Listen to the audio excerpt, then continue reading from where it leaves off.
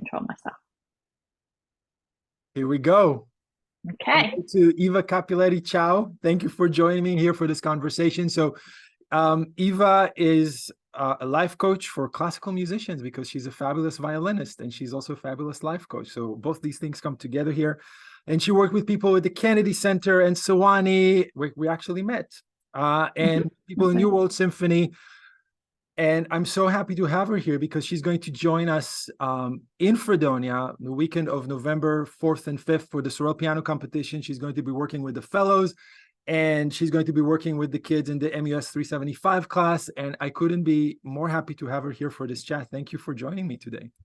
I'm so psyched to be with you. And we were sort of having a little pre-conversation chat, and it's your willingness to go straight into the deep talk is something that I really, really appreciate about you, and I'm sure is a benefit to all of your students, that you're willing to really see the real stuff. So yeah, thank you.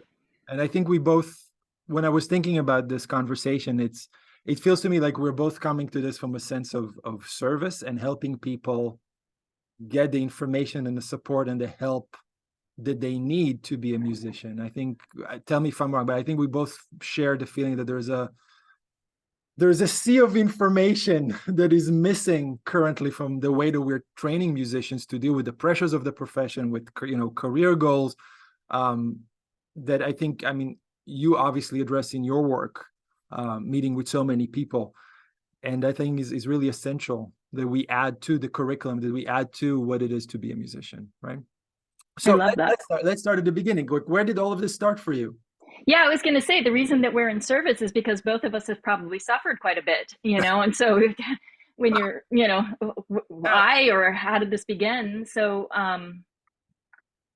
I have been playing violin for 50 years, so I'm 55, and uh, and when you first start, I think that there's something that's really quite fluid and easy, like it's as easy to do anything else too, like as a young one. And at some point, and it's fairly early on, and as a violinist, we start these things early. I suppose it's true for pianists too. There are other instruments or conductors or whatever where this comes later. But it was my experience, although I didn't have words at that point, where people will then take an agenda for you, like because they're in lessons or whatever, and you stop making this a be for your own creativity or your own curiosity or just to have this interaction with life, with yourself, in the way that a child does. And it becomes, you're telling me what to play and when to play and how to play and this, not that. And so we leave ourselves as part of our training, and we do it. This is what's been coming to me lately. I did it for love. I did it because the people that were, my teachers and my dad, who was my practice partner for Suzuki when I was little, they had these agendas, and okay, I'll try to meet it. Okay, I'll try to meet it. But in each one of those, you give up your own agency in a way that makes it very hard to be creative anymore, because you are now looking externally for validation that you're allowed to keep doing the thing you're doing. And that piece for me has been sort of the aha moment for what needs to change actually in our field, or at least needs to be spoken about, because we do it so naturally, and we're in it, and then the next thing, and okay, you play that piece, now you play the next piece, or you played that, but actually you could have done it 5,000 other ways, and now you're trying to make those ways, and you keep sort of learning to leave you again and again and again for someone outside you who has more authority or better ideas or whatever. And you do it for, that's the only piece I can say, is that I did it for love. Like, I want to be in this, and this seems to be the way to have to do it. Right. So for me, I did that. And I'll actually throw one other piece because it's rather unusual, which is that in the same time that I was learning Suzuki with a really good teacher in Ohio, I was also learning how to play bluegrass fiddle because we were from a rural Athens, Ohio. My father was a professor at Ohio University. So I was learning how to play at square dances at the exact same time that I was learning the correct posture and the blah, blah, blah. And at the square dances, it's these old guys and got the cigarette hanging out, and you don't have to hold it any sort of way, and the bow. And so it was like no rules. And the whole idea of playing music was to create an experience for everyone, not me creating it.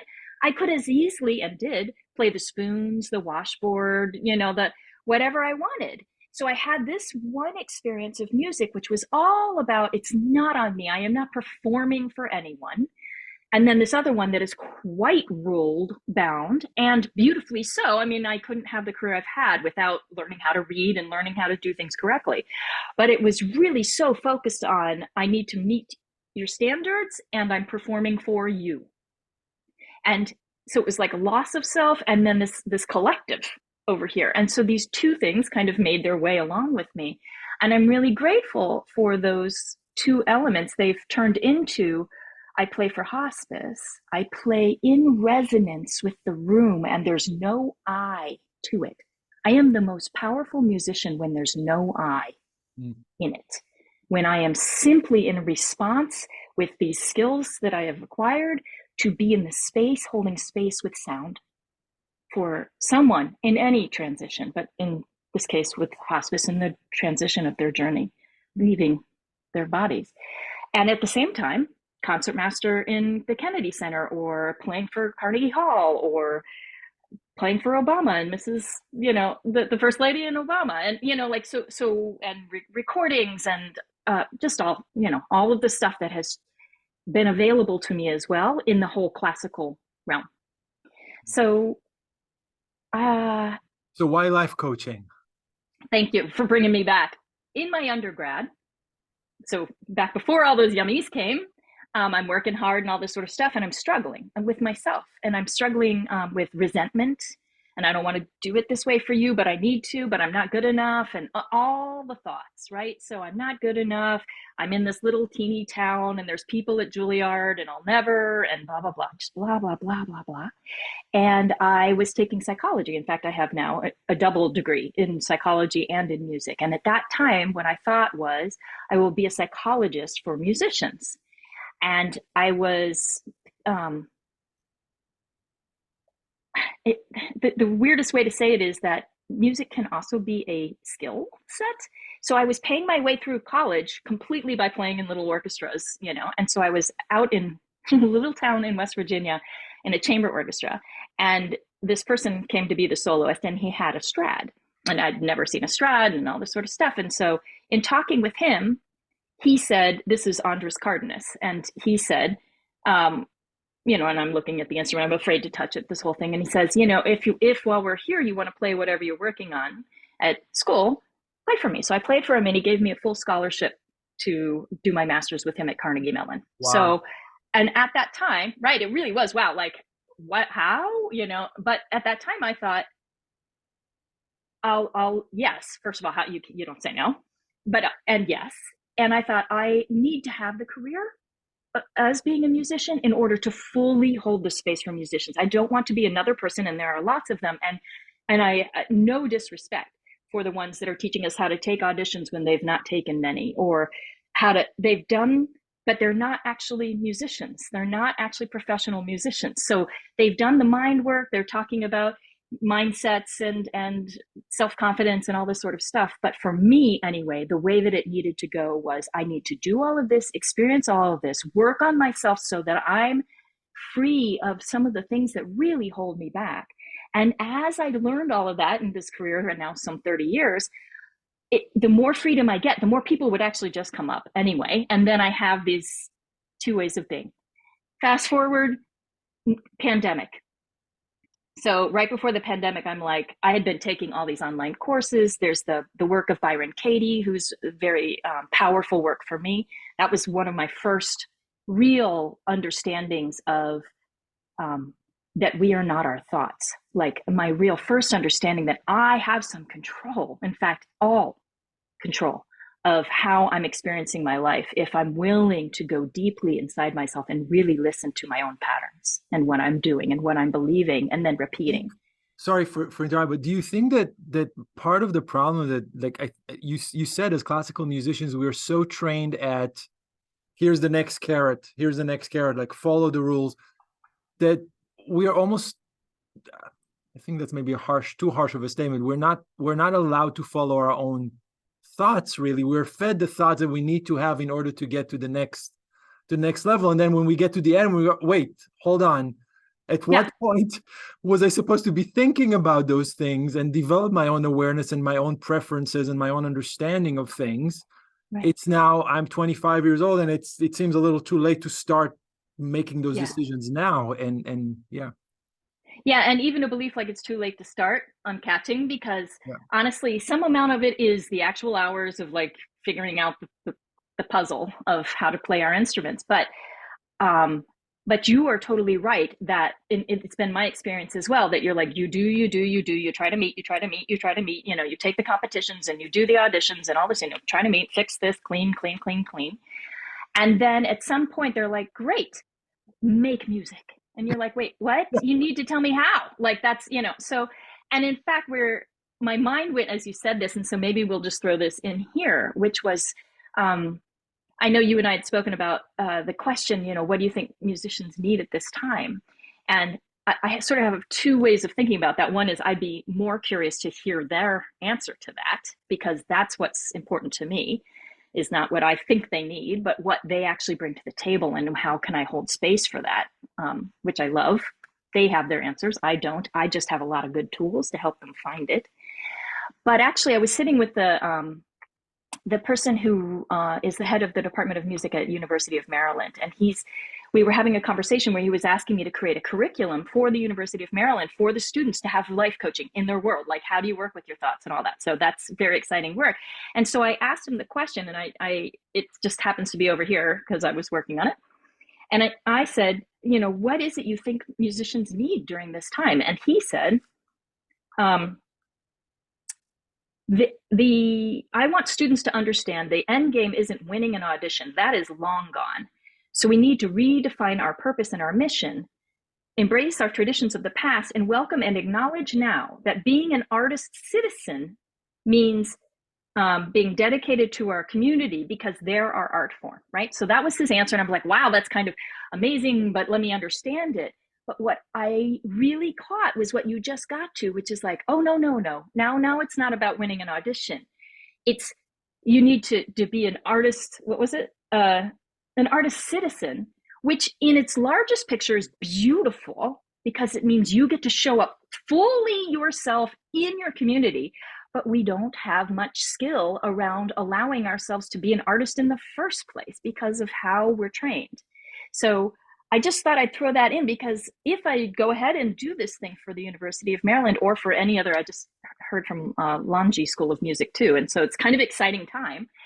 But what I would want is the very beginnings of that is just how can you, these musicians and any of us who are in service to them, create spaces for you to take risks musically so you have practice trusting your internal spectrum of what might be possible here, because it's a creative art form.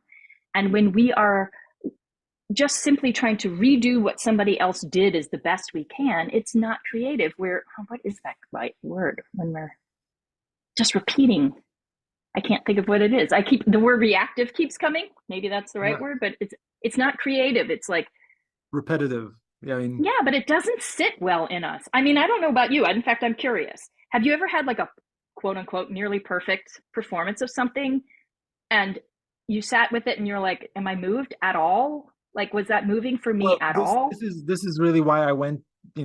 After my master's degree, I wanted to quit piano. I was done. I got to exactly that point that you're describing, that the skill set is so uh Focused on. fine-tuned and it got into such a level, but what's the point? Why? How is this helping the world? And I mean, I think nowadays we need to ask that question even more. How is what I'm doing with the violin Mm-hmm. is helping the world around me? There's so many problems. Should then go and volunteer somewhere to save the whales and turtles? I mean, maybe that's a much more worthy usage of my time. And so to be able to answer the question, like, why are we doing art, or why am I practicing this scale, or why am I looking at authentic performances of something, you really need to get to the point that it connects to a deep level within you, that yes, this is what I'm called here to do. I'm called to share this music with other people, maybe in different ways, maybe in non-traditional ways. Maybe it's by combining things that have not been combined together. Maybe it's by giving voice to somebody who wasn't heard before because of their, you know, background, skin color, or what have you. But I guess to answer your point, yes, I got to the point that there was nothing there, and I went back in with the idea of integrating emotion with performance. Some of it is Yours, true, yeah. your Some of emotion, it right? Not is, just like somebody saying, oh, like make it right. like that person who's blah, blah, blah. And you're like, okay, now both of us are outside of ourselves. Yeah, I mean, we can go in a rabbit hole right now, so maybe I should just stop it before we go in. But the idea is that the composer has emotions and they put them into the music, and then Mhm. we have a thesis about what those emotions are, and then we find a connection to them. And you know, the more I teach this stuff, the more I realize that, like you're saying, like every person is going to have a different way of finding that path. There isn't, okay, here's the formula, this is what you do. We have different. Because it's creative, right? And creative is actually a force that's continuing before us, through us, after us. It's not ours. I'm not creative. I am one who's willing to be open to the force of creativity that is life. but, And then how can it be expressed through me? but even And imagination, I mean, what class have you been taught imagination? right, right. That we're Well, taught. we're so, it's been so focused on because, and it is a real thing as I understand it for those of you that are in colleges, we actually do need to give them an ability to win a job, right? So we're sort of like, do I There's the spend your whole practicality. lesson just trying to clean up what you're doing so you can win a job, or can we really have the space? I go back just one moment in what you were saying, if I may, which is what I love about classical music, what I love about being a musician, period, actually. It's not even just classical, it's just that there's more to. My mind is very quick and it's very scattery. And what's beautiful about playing music is it somehow brings you inside yourself. Mhm. And that I love. It's like meditative. If we do nothing else but play music just so we have that meditative space with ourselves, I say amen. Like that's good. Because so many things are us outside ourselves, us trying to make somebody else happy, whatever. And here's this thing that, like the quilters of the turn of the century, that just they're using their hands, and then whatever that space is where you just go inside yourself because you're creating an art form and it's you, right? So how do we make a difference in the world? By being with ourselves in a meditative space, getting to know ourselves, getting to be able to be reflective in that. And we think, I think I'll try a red this piece on my quilt today, you know? And that, when we're with ourselves and trusting ourselves and liking what we've created, self satisfied, but what we're doing instead of externally motivated, you tell me I'm satisfying, Mm. then we're actually in service to a larger. If I can stay within me on my stage, then I can actually be a force in nature or a force for good in this world. But not if I don't have those skills to stay with me. And I would say that all of my, so I started psychology, when I was 17 or 18. So from that point to now, all of the things that I've done have all been basically one thing. How do I return to my internal experience? How do I tend and befriend this internal one rather than leaving her over and over for someone else's beliefs or for what I think my own beliefs of past and future, what I should be, who I was, regret, You fear, I mean, obviously, this is not just about, you know, music education. This is about all of us, everything. regardless. It's just Right. that I know this field really well, and we have it in our field a lot. And we can focus our entire career. And I think about those people, those really talented musicians. I think of, I'm going to blank on his name because I need it, but who was a violinist in the sort of the 50s that killed himself, Michael Rabin. Mm. Super talented. If you ever listen to Michael Rabin's recordings, it's crazy, but so externally referenced. He just was never good enough, never, just, and yet had It's everything. actually something that, you know, I've been teaching this model, the folk behavior model, for a long time now, and one of the things that came to me is that, he poses this model where everything we're doing constantly moves between something that is easy and difficult, and we're a little motivated and a lot motivated. So there's a relationship between our ability and what, how easy or difficult something is, and how motivated we are to do it. And the thing that, as I was reading, lights are going like, whoa. And one of the most important things that hit me was that in classical music training, we keep making things more and more difficult as a value. Instead of making things manageable, we keep moving. I mean, and part of it is exciting because no matter how good you are, you can still be better. Yes. And we worship the Heifetzes and the Argeriches and the Mm-hmm. because they have reached such a level of nuance and subtlety that we're like, oh my God, if I could only do that. Yeah. But we're never allowed to be in that sweet spot where, the flow spot where it's not twinkle twinkle little star. There's a challenge, but we're not pushed out of our comfort zone, that we are completely frantic, that we're asked to have a medium level of motivation, meaning I like the piece I'm playing. I'm motivated to play it because I enjoy it, but it doesn't Mm-hmm. have to be the Sibelius violin concerto. It could just be something that I can do, and then I'm in my comfort zone, and then everything develops naturally and everybody's happy. Instead, well, it wasn't in tune, and the bow was shaking, Mm-hmm. and this was Mm-hmm. this, and it's clearly not authentic, and you didn't read the biography by Hutzich that says that you should do the trills from the other side back. Oh my God. Right. Yeah. And And so we're that constantly is the jumping hoop ideal. after hoop. Yeah. And that is the ideal. Like the more we can drive ourselves crazy, that seems to be better, Mm-hmm. instead of, no, there's a comfortable level of growing and learning, and dare I say, enjoying the process of performing, Yeah. that is calm, that is balanced. And then there's this completely other thing, and yet we haven't, in 21st century, we still have not managed to, Yeah, bring and it. it's almost like what I'm hearing in you and what just came to my mind. Oh, I enjoy talking with you. You are so Oh, awesome. Students out there, you are so lucky to have this professor. We there are different points if we're kind to ourselves, like a little less here, a little more there. It's not just a I, Eva, and I'm only going to play this level of music in order to stay in my comfort zone. No, like there are times where I want the really hard stuff. There are times where that was really exciting to me, and there are times where I needed a break and it needed to just be slower stuff. And so there's not just this one I either, but our training tends to be we're all trying to meet this one but ideal. think about it. I mean, I'm going to push it a little further. Yeah, If you want to get a job, or if you want to win a competition, by necessity, yeah, you need to pick the hardest repertoire that you can play, right?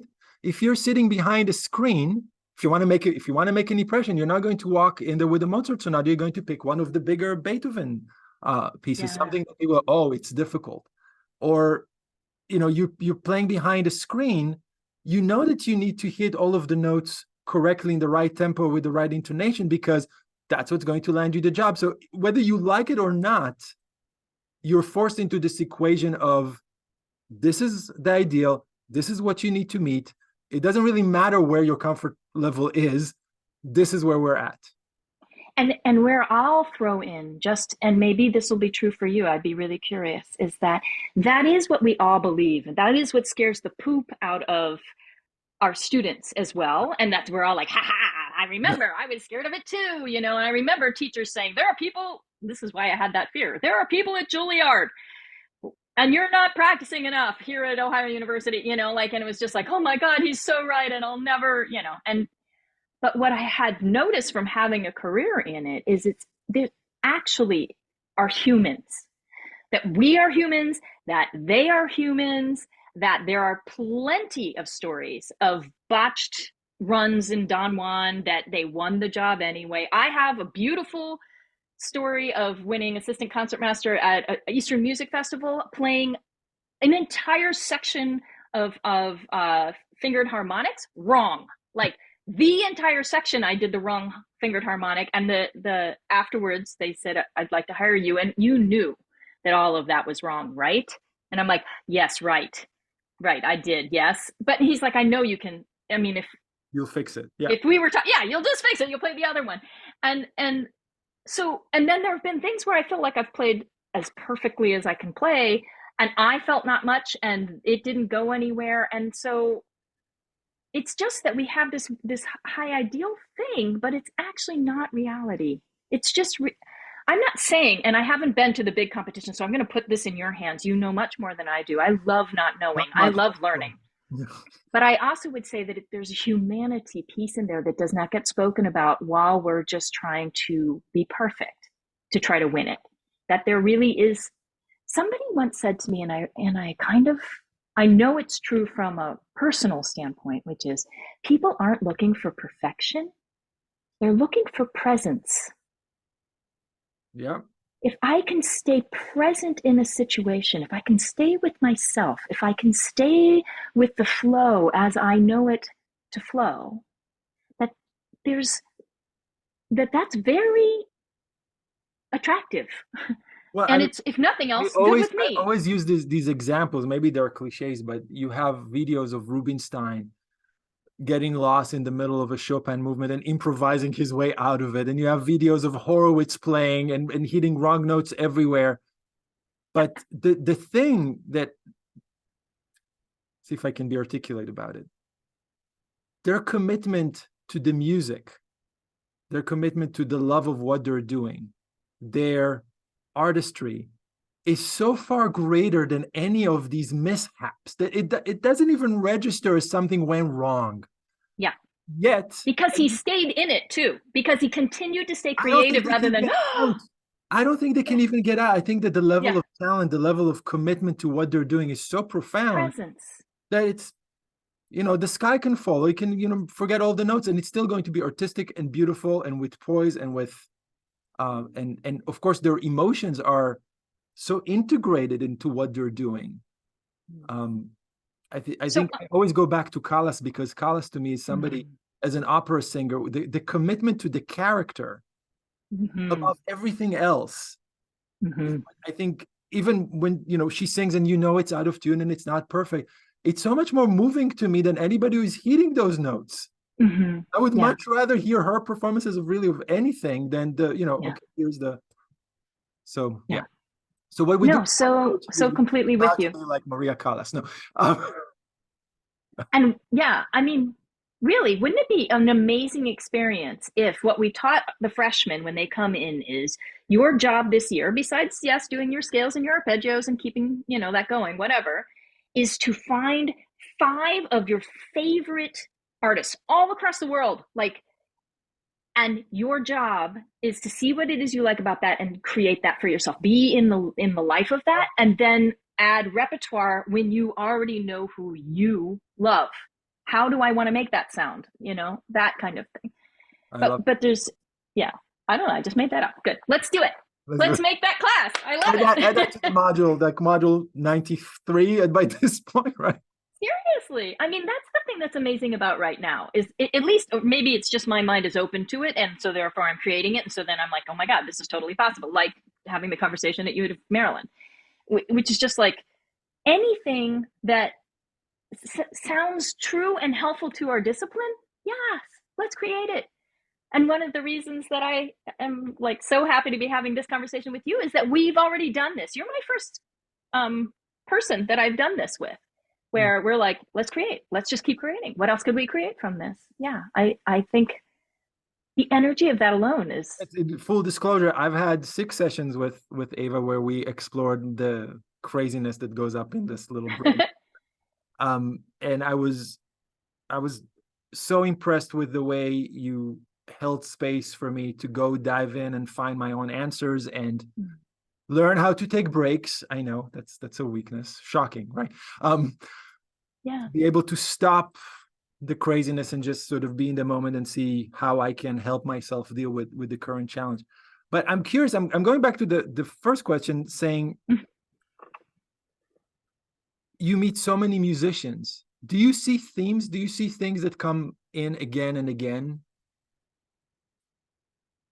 Well, yes, that's true. I've been, this life coaching thing has just been amazing, and I've been really, really fortunate to get to work with literally hundreds of musicians at this point. And I'm in my fourth year. I'm starting in my fourth year.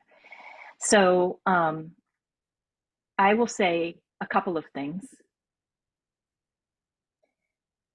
I don't know a single human being, if they're being honest with themselves, that don't have similar thoughts. I'm not good enough. I'll never make it. They don't understand me. I have my personal favorite, nobody likes me. And nobody really, really, really likes me. Um, so there are no new thoughts under the sun. And if you even just stay with Carl Jung for a second, we could talk about collective unconsciousness, and then we just literally unconsciously take the stresses of our collective and make them ours. I believe that thought. And when I believe I'm not good enough, it's very hard to step on the stage. So so are there certain things that are in common? Absolutely. Our thoughts, our thinking, the things that limit us. And there are really profound tools. There always has been. Meditation is one, look at your thoughts, separate from your thoughts, all of that. It's beautiful. It's beautiful. Um, because it speaks to what all of these other tools that have come, at least that I know of so far, which is that one has to go inside oneself for one's answers. That's where there's a quote over here from Byron Katie. Nothing outside you can ever give you what you're looking for. Mm. Amen. So all of these things are referencing back, which is why I think musicians are so set for it, because we know what it is to spend time by ourselves, going into whatever that meditative space thing is, which makes us love it, because it is a higher vibration. It is just a higher vibration. And that's an amazing thing. I've gotten so off track, I don't remember what your question was. Do you remember what it was? No, I think you answered it. If there are common threads, again, the reason why I'm asking is because obviously when you're working with a class, people are going to offer a certain level of vulnerability and information. Mm-hmm. And I'm just curious, because you get to work with people on a very deep level. If you go, wow, I can't believe these 10 people in a row, they're all telling me the same thing. Like if it's questions of self-worth, it's a question, I can't quiet my mind. If it's a question, I'm not feeling the connection. If there is an underlying theme that we are all as musicians collapse into, and I think you answered that. I think you say it's a lot of issues with self-worth. It's a lot of issues with managing our thoughts. Yeah. Yeah. It's well, I yeah, it's some version of I'm not good enough or I can't do it that usually, if for me.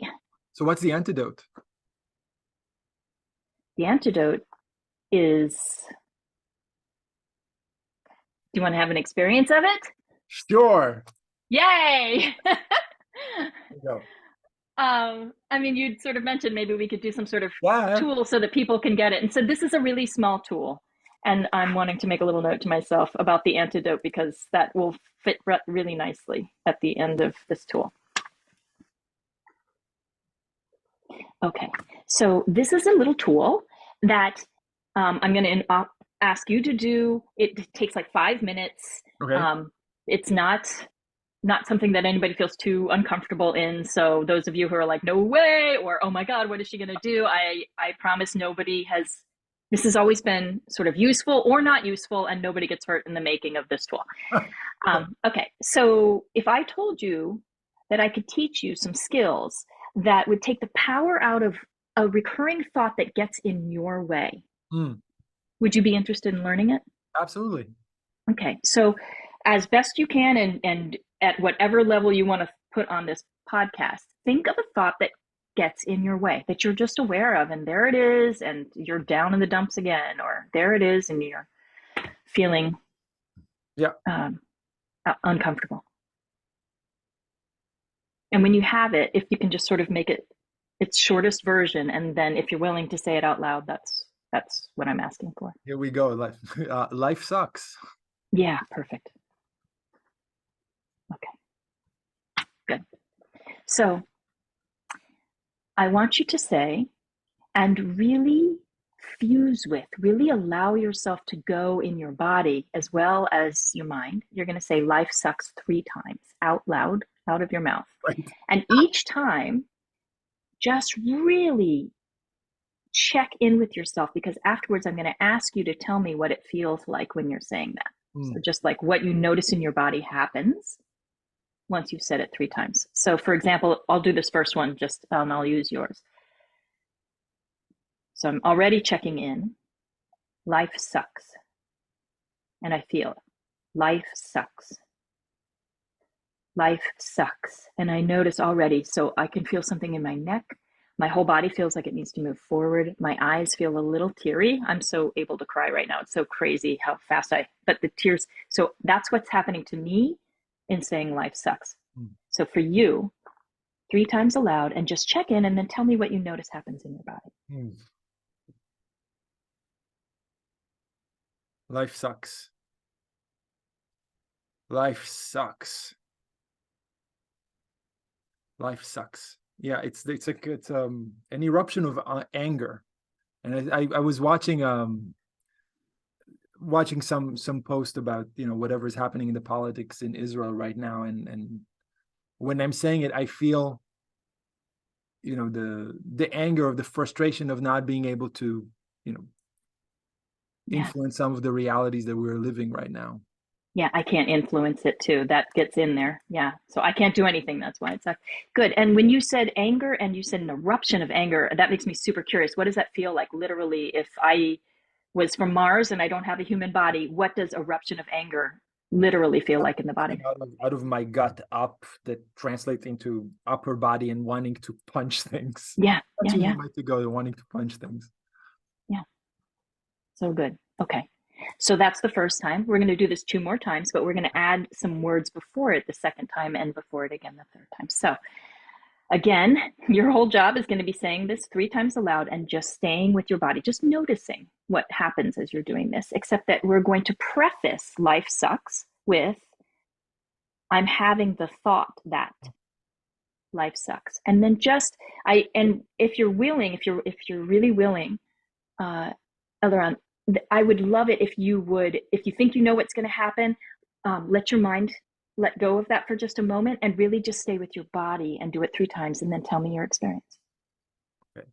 I'm having the thought that life sucks. I'm And then having stay. I'm having the thought that life sucks. I'm having the thought that life sucks. I'm having the thought that life sucks. It's a detachment thing. It's like suddenly the thought is projected on a screen and you're looking at something that is outside. It detaches you from, you know, being married to the thought itself. Yeah, beautifully said. Excellent. Yeah. So, and how does it feel in your body? Like what's happening in your body as you said at that time? How's your gut Much and that? much calmer. It's much Yeah. lower. It's like, yeah, it's like you sit with the popcorn in the movie theater and go like, I'm having the thought. Who's having the thought? I'm having the thought. Yeah. Yeah, yeah, It's yeah. So good. And I am hearing machine. laughter. Yeah. Yeah, like there's an ease about it. Yeah. So the first one is like, I need to punch people. There's this eruption of anger. I don't have any say in what's happening. Right. And this next one is just like, wow, oh, hey, there you are. Grab the popcorn and watch the movie. Yeah. So there's a third step to this. For some people, it's powerful, and other people, it doesn't make any difference. So let's just try it. And I'm going to Yeah. be super curious what happens for you, which is that we do the same thing again. And there's a little preface before life sucks. Okay. Okay. And then just checking in. Tell me what happens for you. I notice I'm having the thought that life sucks. 3 times. Stay with your body and tell me if anything else comes. I notice I'm having the thought that life sucks. I notice I'm having the thought that life sucks.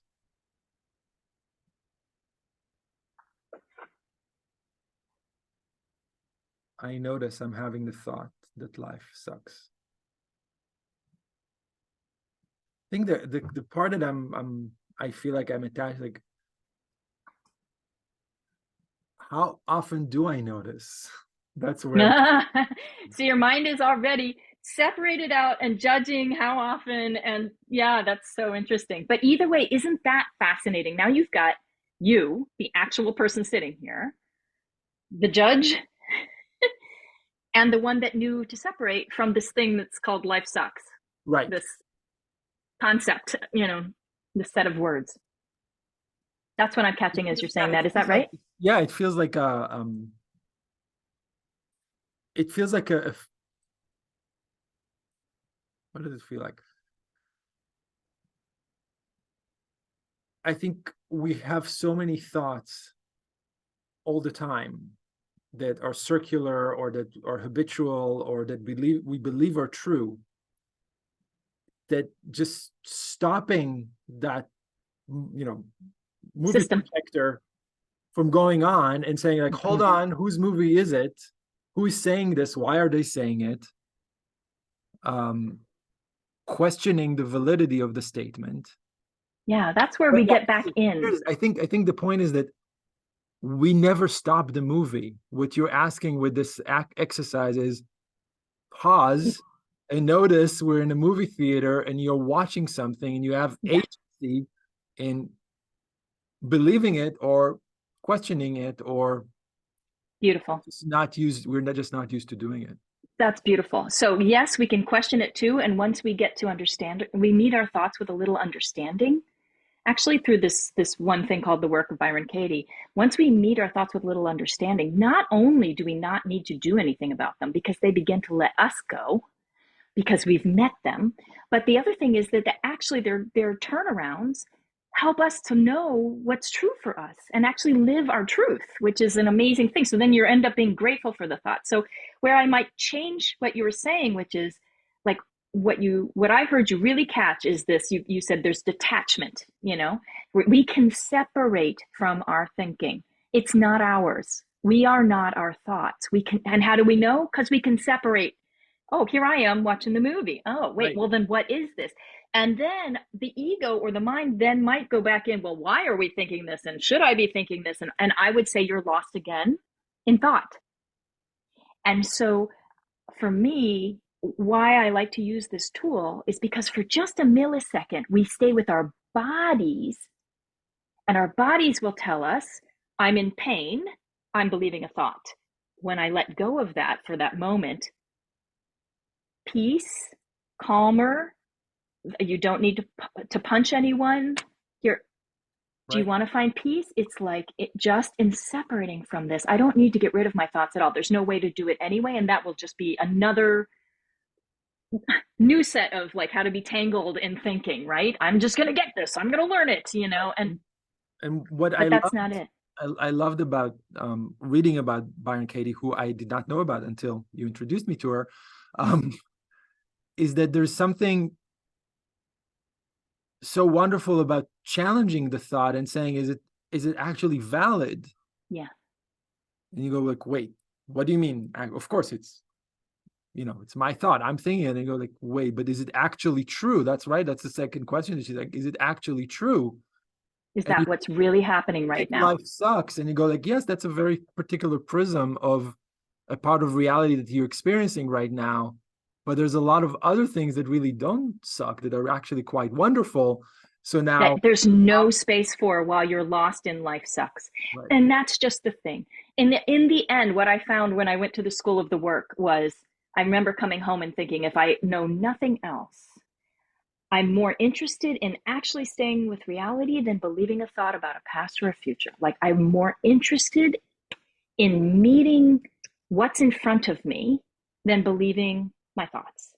And if I can just remain present again and again to what's actually happening rather than believing my story, that's where all the freedom is. yeah, I just want to bring it sort of try to bring it full circle. So we have students listening to this and they're like, okay, so I'm going to go into a session with Eva and we're going to say the statement. How does this,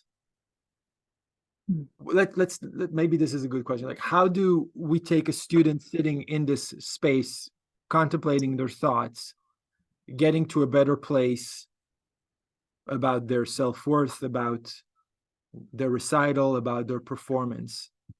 Okay, so two things are coming to mind. And I love that you threw about the recital. So one is, so life coaching has so many tools. So for some people, the work will be like, it'll be so clear to me, or it'll definitely be in me, and then it'll be clear once they interact with it whether that's right for them. Some people just want to cut the BS and get to what's true, and that's the right tool for them. Others don't. That's not their interest, and I'll be able to tell that right away. That's not what they're bringing to the session. So students can bring whatever they want to the session. I have worked with people about relationships. I have worked with people about money. Our thinking is what makes the world in front of us. We're the ones creating our world. It's us. And then we blame others for it. But if we can just remember that. So however they come, whatever they want to bring to it, I have a plethora of tools that I feel like, including shutting up and listening and just letting it be said, because so many of us don't even have space, a safe space, to just say, I feel like this and this and this and this, and it's not fair, and I'm sad, and it's frustrating, and to be able to hear that and hear ourselves speak it is already a healing proposition. But to back up and to go to your question, it has been helpful for me when I'm about to step on stage and my mind is doing some version of I'm not good enough or whatever the thing is. There's somebody in the audience that's going to, I have the thought that they're going to judge me. I'm having the thought that they're going to judge me. And who would I be without that thought? Who would I be, since I just separated it, if I could leave that one in backstage? And what's available for me if I leave that there for a while? Can come back later? I'm willing actually to get to know these thoughts. But right now, not useful. And then who could I be if I stepped on the stage? Well, let me check in with myself. Hold on. Well, I've practiced. I'm human. I'm doing this thing the best I know how.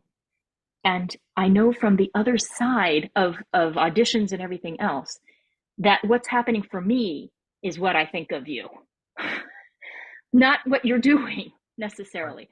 So if I'm hangry for lunch and you're number 47 playing the same piece, I'm not going to be able to hear you the way I heard numbers 1, 2, and 3. Is that your fault? No. And I don't understand it, but I do know that that's actually reality. And so I'm going to have to trust that when it's my turn to be cut, that it wasn't all in my hands. It wasn't because of one bobble of a bow or because I slightly overshifted.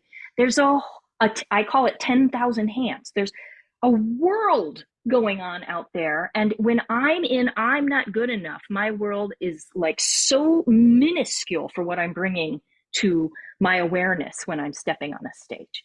But when I can step onto a stage with, you have cancer, your wife just died, you just had a baby, you haven't slept for 6 months, and I'm standing on the stage, I leave it to you. You are all having whatever's going on out there.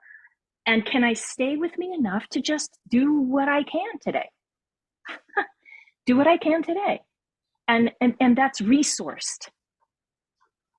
Some thought that's been coming to me really recently is like, when you're under-resourced, when I haven't given myself enough perspective so that I can stand on the stage and not think that this is Armageddon if I screw up, then I'm under-resourced. It's not my fault. It's not my weaknesses. I'm just under-resourced. It's like a homeless person.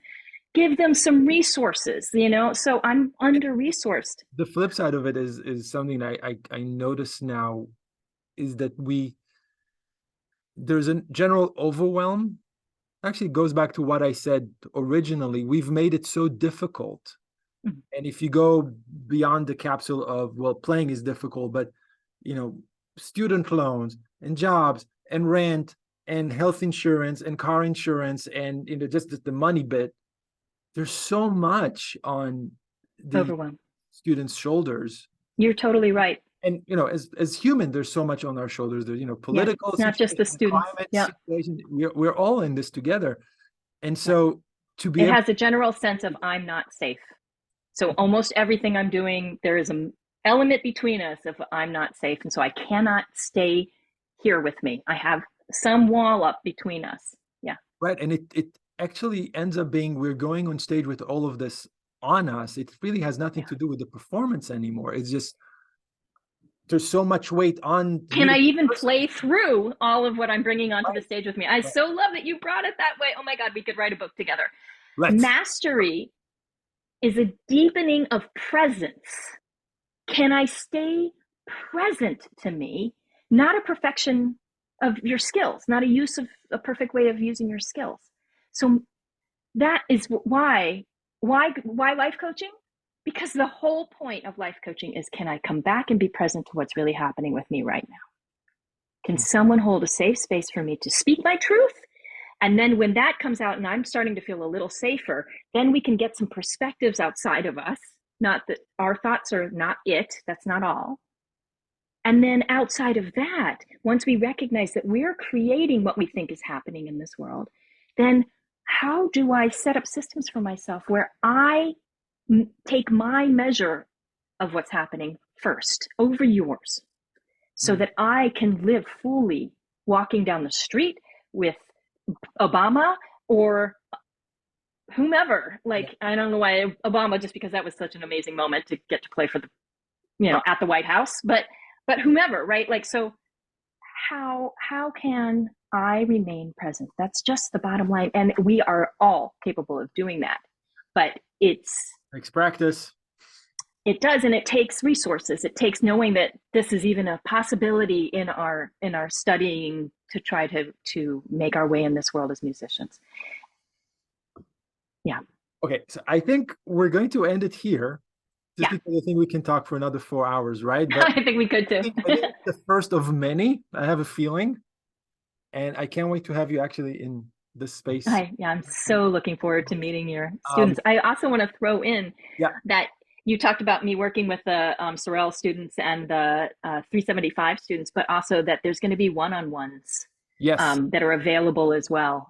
Yes. And so anyone that is waking up like, woo, this sounds kind of interesting and I want to get to know more, when I'm there with you all, please come up to me and talk to me. I think there might be a sign-up sheet for people who might want to see what I'm going to send you.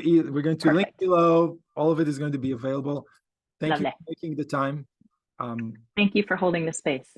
And until the next one, right? Yeah, sounds good. Bye.